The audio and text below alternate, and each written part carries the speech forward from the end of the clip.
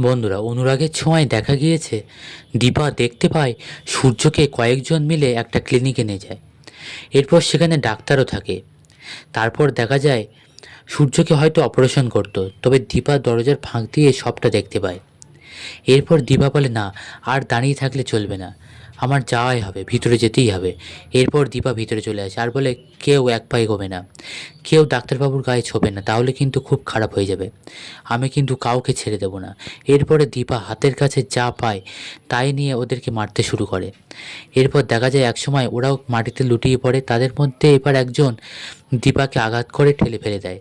দীপার মাথায় লাগে, দীপা উঠতে পারে না। আর সেই সুযোগে সূর্যকে ঘর থেকে স্ট্রেচারে করে নিয়ে বাইরে চলে যায় আর দীপাকে দরজা বাইরে থেকে বন্ধ করে দেয়। দীপা অনেকভাবে দরজা খোলার চেষ্টা করে, ঠেলে, কিন্তু বেরোতে পারে না। দীপা মনে মনে ভাবে, না, আমাকে ডাক্তারবাবুকে আর সোনাকে বাঁচাতেই হবে, এখানে আটকে থাকলে চলবে না। ওদিকে দেখা যায় রুডি বলে, না, এই সূর্য সেনগুপ্তকে নিয়ে এখন আর কোথাও যাওয়া যাবে না, কারণ ভোরের আলো ফুটে গেছে, বাইরে এখন চারিদিকে পুলিশ, ধরা পড়ে যাওয়ার ভয় আছে। তখন আর গুন্ডারা বলে, তাহলে কি করব বস, এখন তুমি বলে দাও। এরপর রুডি হঠাৎ দেখে ওখানেই এক জায়গায় গর্ত খোঁড়া। তখন রুডির মাথায় বুদ্ধি আসে, বলে, এক কাজ কর, এর মধ্যেই আমার শ্বশুরজিকে ফেলে দে, তারপরে আমরা মাটি চাপা দিয়ে দিই। তখন ওরাও তাই করে, স্ট্রেচারটা ধরে নিয়ে যায়। তখন রুডি বলে, আরে, আমার শ্বশুরজিকে আস্তে আস্তে নিয়ে আয়, পেয়ার সেলে আয়। এরপরে দেখা যায় সূর্যকে ওর মধ্যে দিয়ে দেয় আর মাটিও চাপা দেয় আর ওখান থেকে পালিয়ে যায়, তবে স্ট্রেচারটা ওখানে ফেলে যায় আর রুডিরা পালাতে শুরু করে। এদিকে দেখা যায় যে দীপা কোনোভাবে দরজা খুলে বাইরে বেরিয়ে আসে, তবে বাইরে এসেই মাথা ঘুরে পড়ে যায়। এদিক থেকে দেখা যায় যে কৃষ্ণ আর রূপা সোনাকে খুঁজতে খুঁজতে চলে আসে ঠিক জায়গায়। এরপর ওদিকে দেখা যায় সোনার কাছ থেকে ফোনটা কেড়ে নেয় যমুনা মাসি, আর সেই ফোন থেকে ফোন করে দীপের ফোনে। আর দীপ তখন বলে, বড় মা তুমি কোথায়? এদিকে বাবাকে তো পুলিশে নিয়ে গেছে। তখন যমুনা মাসি বলে, তুই কন? তখন দীপ বলে, কন মানে? আমি তো বড় মাকে ফোন করেছি, বড় মা তো সোনা দিদিকে খুঁজতে গেছে। তখন যমুনা মাসির আর কোনো কিছু বুঝতে আর অসুবিধা থাকলো না, ফোনটা কেটে দেয়। এরপর সোনার কাছে যায়, বলে, ও তার মানে যে এসেছিল সে তোর মা, তাই তো? তখন সোনা বলে, হ্যাঁ। এরপরে দেখা যায় যে সোনা মনে মনে ভাবে, না, এখান থেকে আমাদেরকে বেরোতেই হবে, আমার বাবা মার জন্য আমাকে বাঁচতেই হবে। এরপর দেখা যায় যমুনা মাসিকে ঠেলে ফেলে বাইরে বেরিয়ে যায় সোনা, আর বাইরে থেকে দরজা লক করে দেয়। এরপর সোনা দৌড়তে থাকে আর রাস্তায় দেখা হয়ে যায় রূপার সঙ্গে। তখন রূপাকে জড়িয়ে ধরে সোনা। কৃষ্ণও থাকে সেখানে, পিছনে গুন্ডারা তাড়া করে চলে আসে। তখন সোনা বলে, আমাকে বাঁচাও রূপা, ওরা আমাকে তাড়া করছে।